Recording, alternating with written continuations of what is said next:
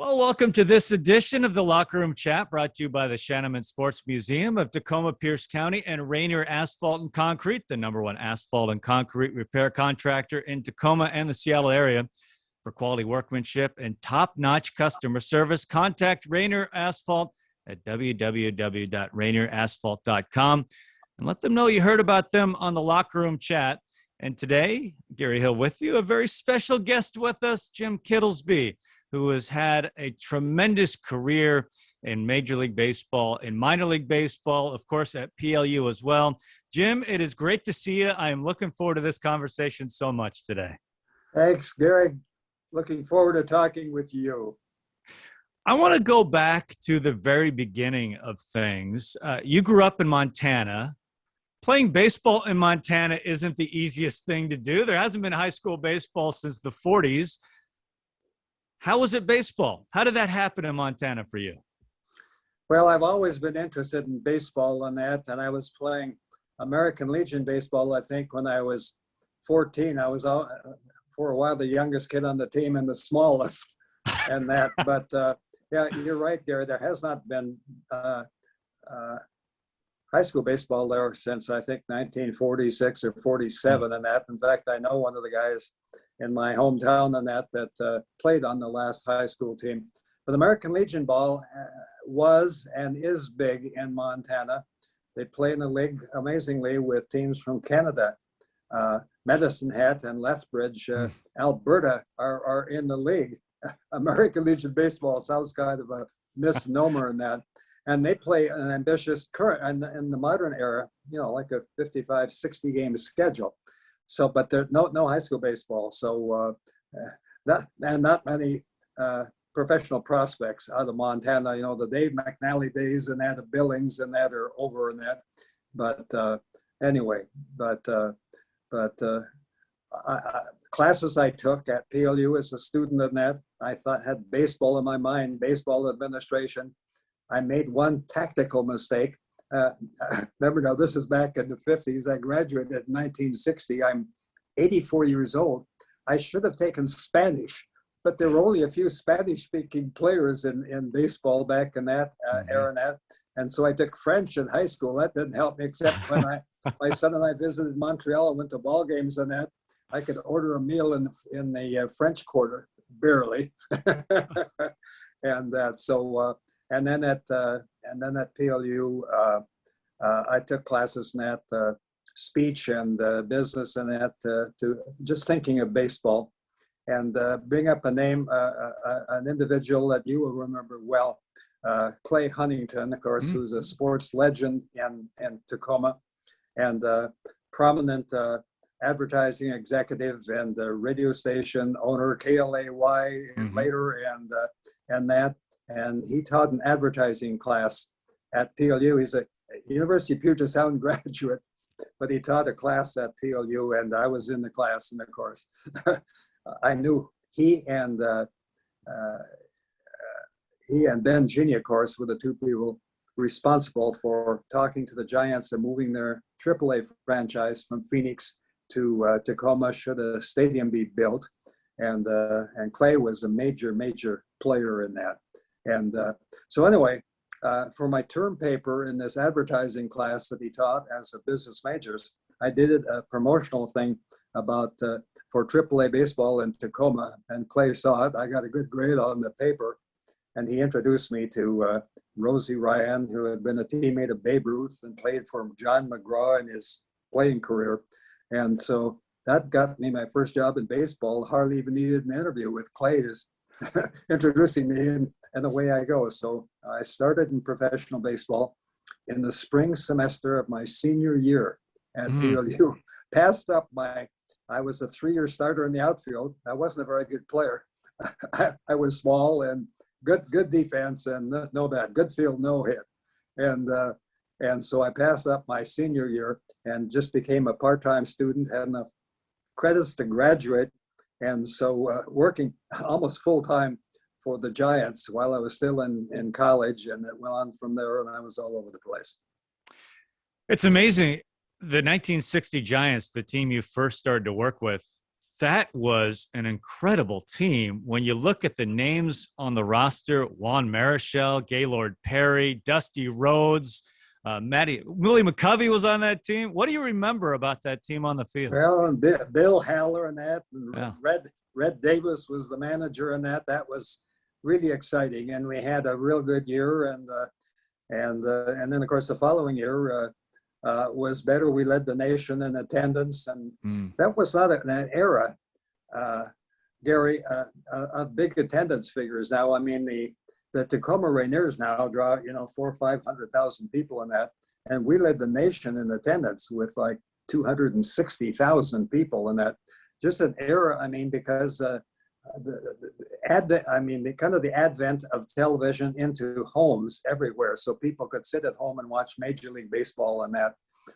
Whereas prior to that, they were mostly picking up the Saturday game of the week and the Sunday game of the week and that. And so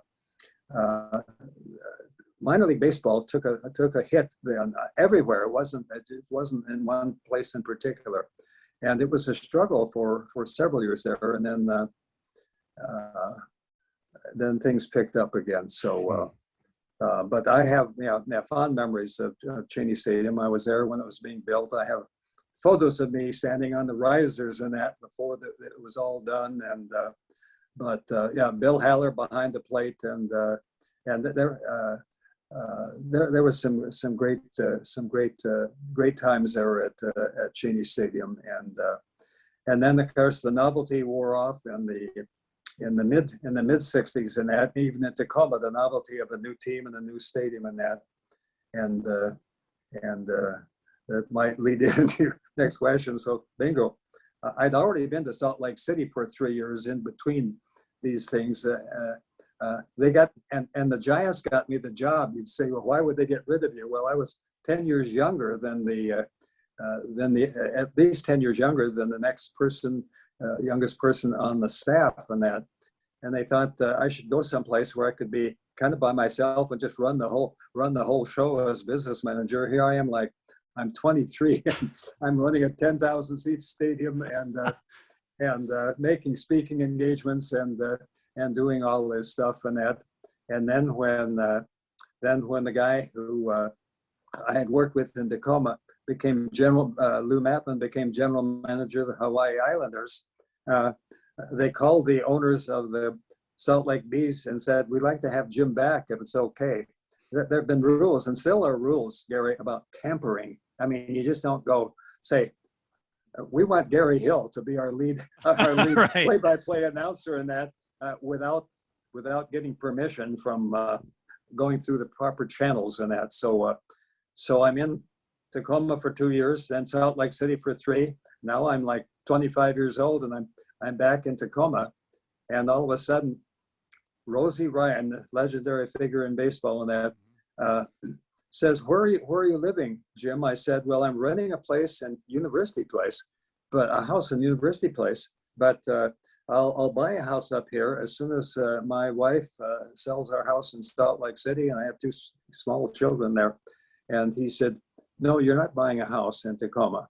And I said, "Why not? I probably will be here the rest of my life." And he said, "No," he said, Horace, I remember now this is the Giants, Horace Stoneham, the owner of the Giants, wants to move. They're building a new ballpark in Phoenix, wants to move us, the AAA team, back to Phoenix. And I thought, I've been in the Northwest all this time, Montana and Western Washington, and Salt Lake City back. And so we go to Phoenix, and I'm the last one. I'm the last one left. They bailed out on me. The season ends, and so the general manager and the ticket manager and the secretary in that small front offices back in that day, they moved to Phoenix because they wanted to get housing and do everything, get everything set up, and they left me behind. And so I slept on an army cot. I mean, the old-fashioned army cot in the ticket office. And then we'd walk down to the clubhouse, same structure as today. I mean, remodeling didn't affect that part of the stadium. And so I would get phone calls, and they said, "You can stay because, Jim, you're considered local." The fact that I went to PLU, even though I wasn't a Tacoma native, I could handle all this guff. because people would buy ticket books, Gary, in that general admission tickets, and they were good. I mean, you could use them any dates in that. And some people would still have tickets left at the end of the season that we kind of honored them during the time we were there. We would honor the next year. Well, there was no next year. And somebody would call me and say, what am I supposed to do with these 5 extra tickets I have? I said, well, I'm sorry, I can't help you. And Rosie Ryan knew this would happen, but he said, Jim, they won't assassinate you because you're local. If we were up there and we got these phone calls and that, we'd be in real trouble because we're carpetbaggers. We're from someplace else. And that's so went to Phoenix and the Phoenix Giants in the brand new ballpark. And I thought, well, we're going to be here for a while. We'll rent a place. And on the last day of the season, Rosie Ryan, the general manager, calls me into his office and says, Horace Stoneham wants you in San Francisco. This is the Willie Mays era in San Francisco. What I'm getting at, Gary, is I'm there 1 year, and then I get a call from the Soriano brothers in that, who knew me. Dewey Soriano, the president of the Pacific Coast League at the time, and his brother Max, a maritime attorney in that, used to come down. Max wanted to learn the baseball business, even though he was in established law practice. So he'd come down, he'd come in the office where I was and that on busy promotion nights and help us answer the phone. So they knew me, and they knew me in Salt Lake City, and they thought I knew what I was doing, even though I was young. And that, so here I am in San Francisco thinking, well, better look for property in San Francisco or a house or something. We're renting again. And he gets called. He said, we'd like to have you on the staff a year before Major League Baseball. We'd like to have you come up and run Six Stadium in the last year of AAA baseball, the Seattle Angels. So I did that. And then, of course, the rest of it is history in that. So I ended up, the bankruptcy situation in Seattle after one season. I lived in a different city with a wife and 2 small children that we lived in a different city 6 times in 8 years. Oh boy. And I thought this is not a stable industry, for at least not for me. And that's when Pacific Lutheran University called and said, Jim, we have a bunch of half-time jobs. And so they packaged it together. The problems with a bunch of half-time jobs, Gary, is when you add decimals together and they end up being 2.3 is slightly more than the full-time job. They wanted a head baseball coach, and they figured that since I'd been in baseball, even though I hadn't coached that I could do that and knew the game in that. And they needed a sports publicist for a 22-sport program. They needed an assistant athletic director, and I wanted to put radio packages together in that because they hadn't been on the air locally with KTAC and KMO and this pre-KLAY and that and KTNT and all. They hadn't been on the air for many years, and none of the stations could make any money doing this and that, so they didn't want to be bothered. So they thought I could put packages together, and thanks to Clay Huntington, who taught me how. Then years later, I'd already had him for advertising. All of a sudden, years later, he's teaching me how to put together radio packages. Just buy the time from the station and sell it yourself, and at cost. And so there was no profit to the university. But the games were on the air, and the advertisers were getting a great deal. I mean, Frosty Westering was the football coach, and we had successful teams in that, and there was a lot of listeners in that, and so I could sell the radio packages for about half what they pay on just random time on the air, and anyway, that's what got me to there now. And Milwaukee, I could have stayed in Milwaukee. I went with them to Milwaukee, of course, and assistant to the general manager and the scouting administrator, ran spring training and ran the instructional league, and had all kinds of opportunities when I was young, and then even later in retirement, I was involved in baseball in Phoenix, the Arizona Fall League. I worked that. I worked the World Baseball Classic and now I'm just a old retired fan. Well, you have lived an amazing baseball life. I have so many questions. I want to start with going back to the Tacoma Giants. you drove Gaylord Perry to the doctor. Do I have that story right? Well, and we saw him in more recent years. Gaylord comes around here, and I don't mean to our home and that, but my wife has talked to Gaylord Perry and that because you'll see him at the ballpark here, there, and everywhere down here with Ferguson Jenkins, who's got Fergie and his pals and that. In fact, he and Gaylord are quite close in that. So Gaylord was spring training for the Giants. I was running the ballpark at Phoenix Municipal Stadium, and that's where the Giants played their exhibition games. Got to remember, Gary, in that year, the Cubs now at Sloan Field average over 14,000 people a game.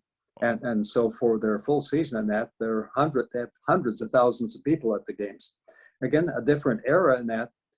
We drew for 13 exhibition games, I think it had been in 1965, because I was in 66, I guess. I was in San Francisco in 67. We averaged about 3,000 people a game. And you, of course, the situation in Peoria and that, crowds of 3,000s are really, in this day and age, are modest, but there wasn't the tourism and the discretionary money available to travel on that. So probably, and Phoenix at the time, Gary, now it's 4.5 million, and at the time it was 600,000 population, but Gaylord had a foot problem in that, and I was assigned to do everything. Rosie Ryan says, "Can you take Gaylord to a podiatrist and that?" And but a few years ago, we talked to him and that, and he was selling autographs. And so I said, "You remember when I took you to the podiatrist?" He said, "Yep." I said, "Well, here, we want your autograph because my wife collects autographs and that." And so I thought I was going to pay him $10 or whatever it was. And he said, "Oh no, you have it." So we've got a Gaylord autograph on that. So yeah, he was, what a great pitching. And those 2 years, 60, 61, with Marichal and Dusty Rhodes, of course, and company and that. So yeah, that was a great time. It just didn't click in Tacoma for the long term. But it was the same in Portland. It was the same in Spokane. It was the same everywhere. I don't want to look like Tacoma was a bad baseball town, because they weren't. And I think you have to, another thing you factor into this is the attendance figures. Back in that era of minor league baseball, the home team paid the visiting team a small share of the gate receipts. It was based on percentage on adult tickets and kids tickets and all this kind of stuff. And so you had to give the press an honest attendance account, a legitimate attendance accounts. And now in the AAA West, I still call it the Pacific Coast League, but sure. AAA West, now they keep the home receipts, so you can announce. I'm not saying that they're lying in that, but as Rosie Ryan, because the rivalry between Spokane and Tacoma in that era and that, when Spokane was a Dodger farm club in that, and the general manager was Spencer Harris, and Rosie Ryan always would say, tongue in cheek, Spencer Harris in Spokane counts the blades of grass into his attendance figures each game, in addition to the crowd and that. So, and then with promotional nights and that, when you let into Cheney Stadium, as they do now, in the early summer, bus groups of kids from schools and that, and those get paid, those get counted into the attendance, even though for the most part they get in free, because and you want them in the ballpark because of the concessions. The kids eat well even if they don't have any tickets, and so anyway, but loved my experience in Tacoma and thought we would be in the Northwest forever in that, and then Seattle and And that's, of course, that's another story, and that might relate to another question that you have. Yeah, we'll definitely get into that. Did the San Francisco Giants and Tacoma Giants play exhibition games then? Yes, they did. And one of the big exhibition games involved a local kid, Cap, the former Major League outfielder, Cap Peterson, had grown up in Tacoma. His dad was a season ticket holder, and he played in the exhibition game. Kind of made his pro debut playing. Yes, they came up every year and played. That was kind of a tradition in minor league baseball then. When I was in Salt Lake City, the Cubs would come to town. We were affiliated with the Cubs for 3 years, and they'd come to town. And those were big deals in that. But yes, the Giants came up, the San Francisco Giants came up annually in that and played an exhibition game. And those were sellouts every year in that. But that's kind of a thing of the past. I mean, there's still some, but not much.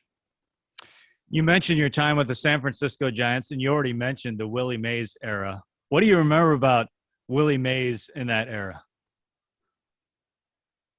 Well, he was remarkable in that, and I was frankly, Gary, a little disappointed because I had been.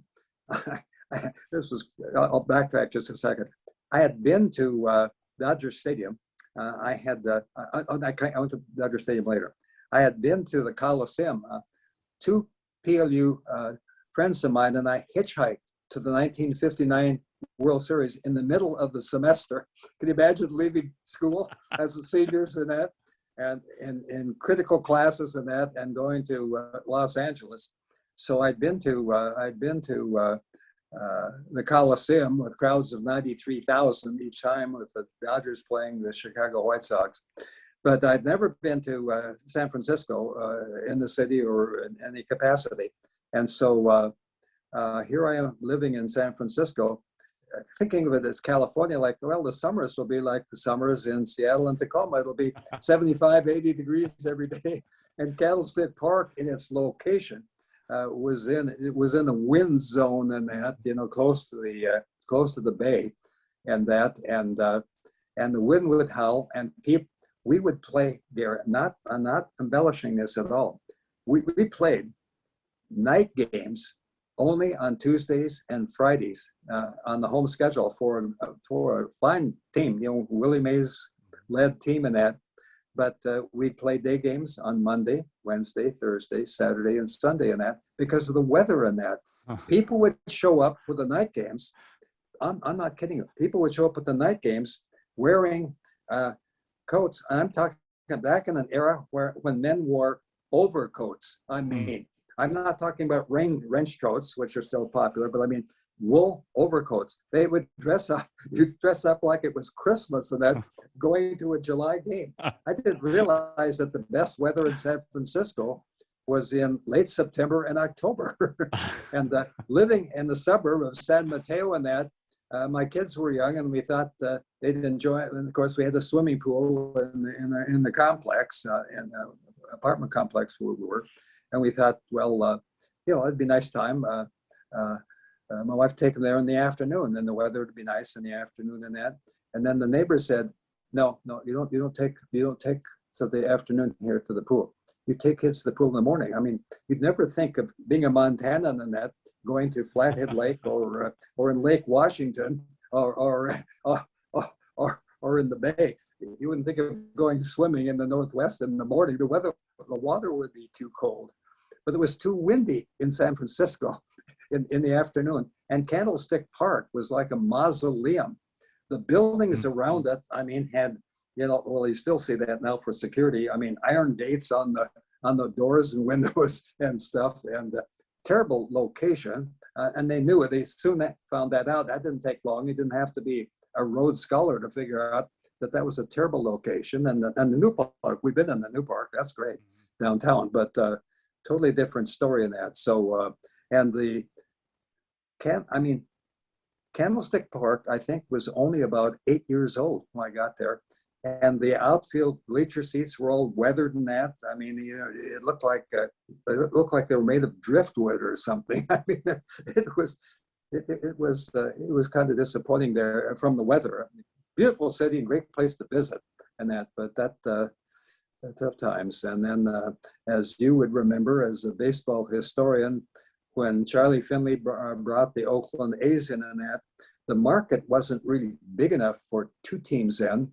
And Horace Stoneham, I mean, while he had ownership of minor league teams and that, unlike baseball owners of today that made their billions and that in industry and other fields, all they had going other than the baseball team was the strip mall in Minneapolis from their days, because remember, Minneapolis preceded Phoenix in the chain of AAA teams for the Giants and that. And he just frankly ran out of money. He was a wonderful guy and a great owner in that, but kind of like the Sorianos. I mean, he just didn't have deep enough pockets to handle tough years. And that time, and then of course Willie Mays all of a sudden wasn't quite the attraction he'd been. He was older, and you remember the history of Willie and that, like a lot of players.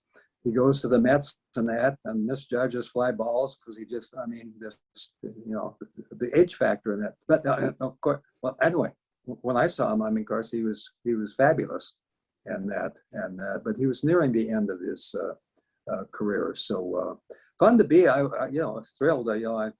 To be in a major league city and working in the front office for a major league team in that, and felt kind of guilty when I talked to Horace when I got this offer from San Francisco, and he was a very generous owner, and everybody loved him in that. And he had this deal. I think anybody would love this. For Christmas bonus, he always gave his employees an extra 2 months' salary. Wow. So here I am in my first year in San Francisco, and I get this check for 2 months' salary in addition to my regular check for the month and that, and probably in early December. And I have to go in and tell him that I have an offer to go to Seattle and that here. I felt like an idiot in that. I mean, getting promoted to the big leagues and staying there 1 year, but I love my experience in Seattle as well, but it didn't really pan out for anybody. So that's another, and I won't get into that because maybe you have questions about it. Yeah, tell us about after the initial offer from Seattle. It was the Angels and then the Pilots just getting off the ground. What was it like the very beginning of that stage working with Seattle baseball? Well, the very beginning, of course, we were still in the transition year, Gary. We were still the Angels. Okay. We were the Seattle Angels, but the Angels didn't have much input into it because they had owned the franchise, the Seattle franchise, and that. So the Sorianos bought the rights and that. They owned the AAA team as well. And we had to have players because even going out on the open market and before the expansion draft, I was part of that. And even before that, there wasn't much contact even with the Angels. They supplied maybe a dozen players in that. Typically with a AAA team, they'd supply all the players in that. But just like Kansas City and the other expansion teams, we went out into the free agent market to pick up journeyman players and that we had under contract and that. So we probably had half the roster was made up of players that were really under the control of the Sorianos, and the other half came on option from the Angels and that. But so that worked out fine, and I was the business manager, so I had wearing two hats, or wearing multiple hats, I guess. Well, no, crazy things happened. I mean, here's a guy. I'm later arrested in Phoenix during spring training by a Maricopa County deputy in that for misappropriation of funds, but we'll get to that. Yeah. So anyway. I enjoyed that experience and in Seattle and in AAA, and then I became the assistant. People overranked me at times for my experience in Seattle and Milwaukee. Remember, I'm only in my 20s, and some people say, That was Jim Kittilsby. He was the assistant general manager of the Seattle Pilots and the Milwaukee Brewers. I was the assistant to the general manager. I mean, I still had rank and did a lot of things, but I mean, I wasn't at that age a major league assistant general manager, although I did handle all the waivers and all the player legalese things. I mean, that was mine.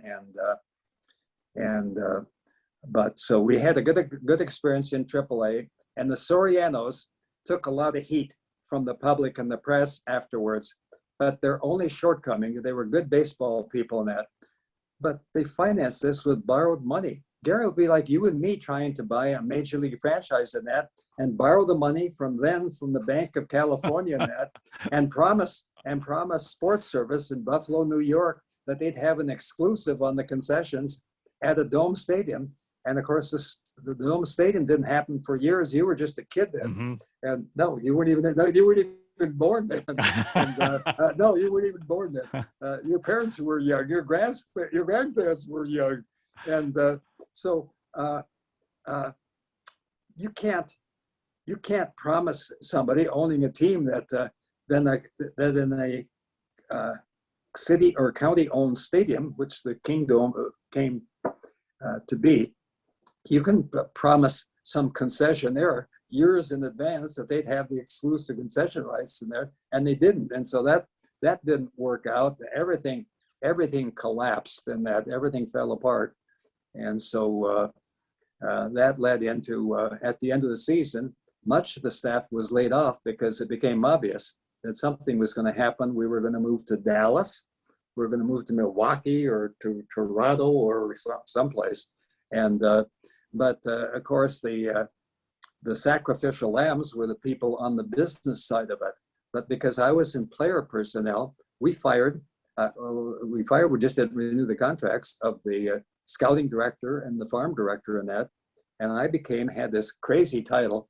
And a friend of mine, the guy who hired me, he was much older than me, Lou Matlin, who was a baseball legend at the minor league level and that, he became executive secretary of minor league operations, and I became executive secretary of scouting. I.e., I was the scouting director, he was the farm director, but we had another baseball legend, Bobby Maddock, who had signed Frank Robinson and Veda Pinson and some great players, was a great scout. And he was our chief scout in that. He became a director of player personnel and that. And Marvin Milks was still a general manager in that. And so, but he didn't even live in Seattle. He lived in suburban Los Angeles and that, and he was on the road all the time. So I was the one that worked with all the scouts and that, and did the research for the expansion draft and the free agent draft in the summer and that sort of stuff. And so anyway, that was interesting. But we were just underfinanced, and so it was time for spring training, and we were still the Seattle Pilots in at the start of spring training. And then when it became apparent that there was a deal cooked between Bud Selig, the proposed owner of the franchise in Milwaukee and the Sorianos, they had almost kind of had a deal before bankruptcy court. Well, when bankruptcy went into effect in the courts, then the Sorianos and Marvin Milks were testifying in court every day. And I go to Phoenix in January to operate spring training, and especially at the minor league level, I had 150 players. Couldn't find lodging, so I rented a dorm at Arizona State University that had just been built, and the dorm was called. I didn't name them. This was just a one-year deal. The dorm was La Mancha. So what did the players call me? I was based on the musical. I was the man from La Mancha. And so we go along, and things just kind of went from bad to worse. The general manager, Marvin Milks, who was a very talented guy, came down. Can you picture spring training with the general manager coming down only one weekend, the whole 6 weeks of spring training? One weekend, because he was testifying in bankruptcy court. And the farm director, I mean, the de facto farm director with the title, of course, executive secretary. It sounded like we were international diplomats or something like that. Executive secretary. I felt like I should have been in the United Nations or something. And he didn't come down at all. So it was just me doing the scouting director's work and the farm director's work and that, and no secretary and that. And back in an era, Garrett, when you're not old enough, ask your parents about what the photocopy machines were like in the 1960s. And that they made prints that came out like wax. I'm not kidding. They look like wax paper and that. I had to write checks every week for player expenses for their meal money and that, even though we had a dining hall for them in the dorm La Mancha and that. So I had to write checks to them, and so and I had. Then all of a sudden I'm getting during this period, and remember I'm all by myself in that with this Mickey Mouse photocopy machine, and I don't know if they still do this at banks. When you open up a new account, they give you counter checks. Counter checks are just checks with an account number on it, but that doesn't say anything else. So I had to write in there, upper left-hand corner, Seattle Pilots baseball, and then I had to make photocopies of these for multiple sources. As we got further advanced into the bankruptcy hearings and that, and it looked like we would be moving someplace. Didn't know till the last week and that. When it became apparent we're going to Milwaukee, I'd have to write on the upper left-handed corner, Pilot Properties, doing DBA, doing business as Milwaukee Brewers and stuff. And the bankruptcy referee would call and not suggest, would tell me. He'd say, Jim, we're closing. We are closing. The bankruptcy referees closing your bank account with the Bank of Arizona. And because there was a developer building who proposed his part of this whole operation, he and the Sorianos were together, we're going to build homes around what's now Diablo Stadium. And of course, when you're down here for spring training, you'll be at Diablo Stadium in Tempe and that. A nice little ballpark. It's probably the smallest one of all. And it looks much better than it did when it was first built. And it was out in the wilderness. There was farms and there was nothing there. Now it's right in the middle of corporate Tempe and that. And so he was going to build, they were going to build homes around that. And that's what the developer, E.B. Smith, was his name. And so he used to treat me well when I'd come down here. The Sorianos would send me down here about every 6 weeks. This was being built. And they said, Jim, you know baseball and you played and you know clubhouses. We're worried that when they build a clubhouse for the Seattle Pilots, that they'll have lockers about this wide and that they'll have just wire hooks, nails into the back of it to hang up their clothes. And they don't know what a major league clubhouse is supposed to look like. So you go down there and talk to the contractor and make sure though that this is done right. And then the groundskeepers, they're worried that they wouldn't build a mound right.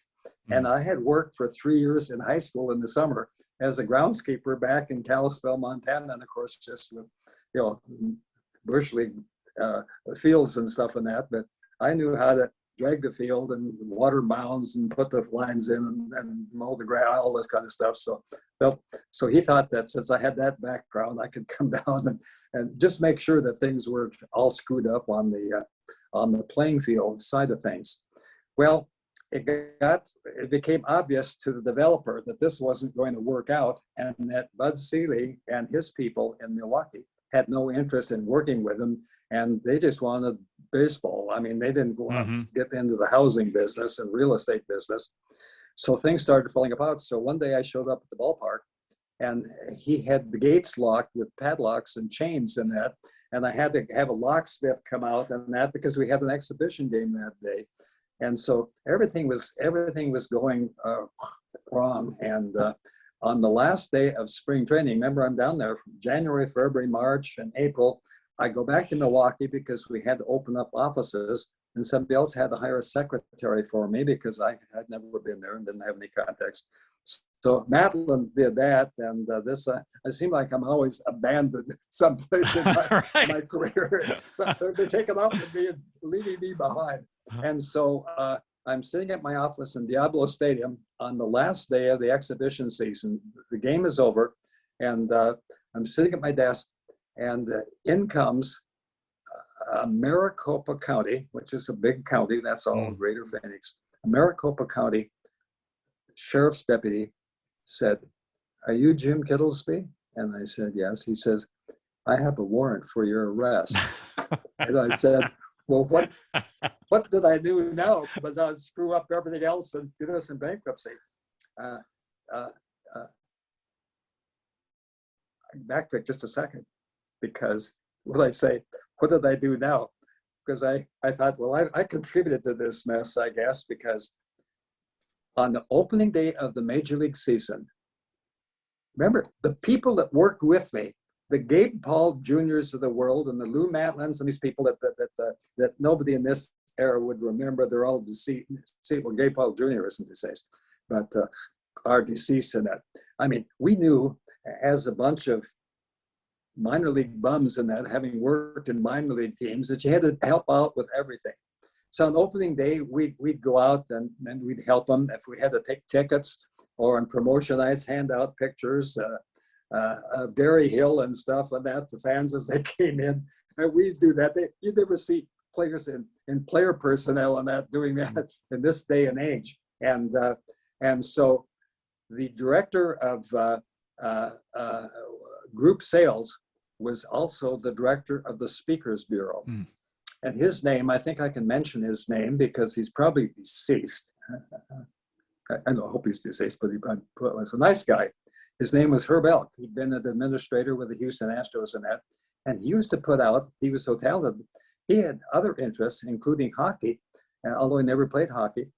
He would put out the Sporting News annual hockey guide and stuff. And he collected comic books. And I thought, oh, okay.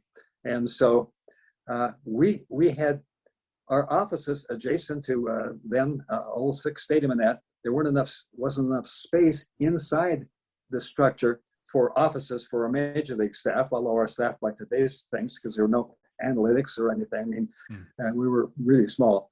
And anyway, we had this big double-wide mobile home in that. And his office was enclosed in glass, Herb Elk's office, right next to the area where the little channel went from the mobile home into the stadium proper, and that they're connected together.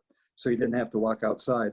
And Dewey Soriano came by, and Herb Elk on opening day, when all of us were scrambling, trying to help out, just do anything, were you short-handed? And that he was sitting there at his desk reading comic books. And so Dewey Soriano, the owner of the team, came in and fired him on the spot on opening day. That's kind of a short career. when you're a new guy on the staff like he was, and you don't last through opening day. And then he came to me and said, "Jim," he said, "you played the game. I'm glad I played, even though I wasn't a very good player in college and high school. I mean, I was decent. Defensively, I was good, but." He said, "You know baseball and that." And he said, "Do you mind, in addition to your current duties, do you mind making speaking engagements in that for service clubs? You know, the Rotary Luncheons, and of course, now in the spring comes the sports, high school sports awards banquets. I mean, in Cedro-Woolley or Vancouver, Washington, or everywhere in Western Washington." I said, "Sure." He said, "But don't, because we need you here because things will come up with player personnel issues on game days and that. Don't schedule anything. I mean, don't accept any invitation if it's on the night of a night game and that, and you're going to be in Port Angeles or something, because we kind of need you around."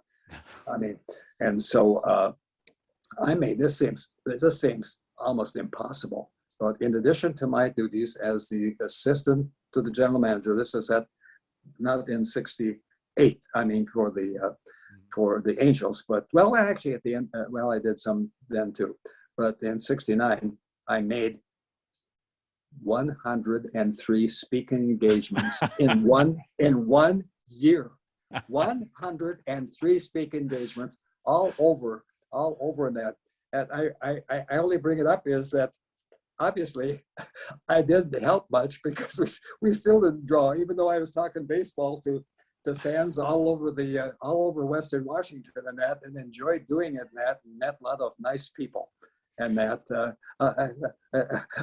I can't call my speaking engagement. I thought I was articulate enough to do it and shared enough wealth. I had plenty of material to share in that, but it didn't draw any fans. I thought, well, this Rotary Club in Port Angeles will pull a group together. They'll come down on the charter bus. And maybe they did.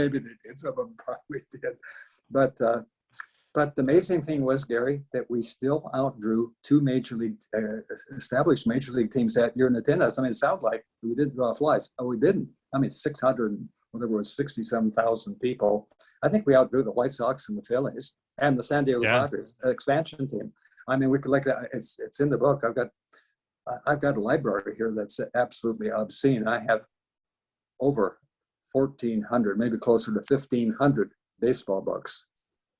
And I've read them all, and so I feel like kind of a ridiculous hobby, but I mean I do that. I'm looking as I talk to you here. I can see books. My birthday was just last week. I can see 5 books that my son sent me.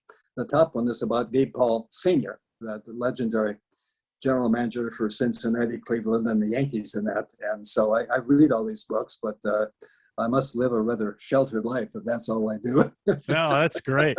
Well, I feel like we're just scratching the surface too with the Pilots material. So we'll get to that more in part 2 of the conversation. This concludes part 1 of the interview, but please join us next time to hear more from Jim Kittilsby. On behalf of Rainier Asphalt and Concrete and the Shanneman Sports Museum of Tacoma Pierce County, I'm Gary Hill. Thanks for joining us. Another edition of Locker Room Chat. We'll have more with Jim Kittilsby with part 2 of our conversation coming up.